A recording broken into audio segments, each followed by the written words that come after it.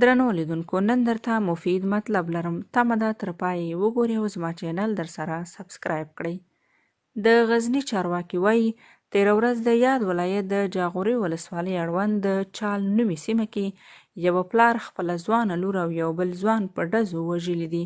د غزني د والي ویان واحد الله جمعزاده وایي یاد کس خپله ځوانه لور د یوه بل ځوان سره د اړیکو په تور وژلي دي. د جمعزاده په خبره د نجلۍ پلار له کوره تښتېدلی و، خو پولیسو تر پلټنو وروسته ونیوه او اوس تر پوښتنو او ګروېږنو لاندې دی. د هېواد په یو شمېر سیمو کې وخت ناوخت د دا ډول پیښو د رامنځته کولو راپورونه ورکول کېږي. د افغانستان د بشري حقونو کمیسیون دا ډول پیښې اندېښنې وړ بللې ده او له قضایي ارګانونو یې د عاملینو د موندلو او سزا ورکولو غوښتنه کړې ده.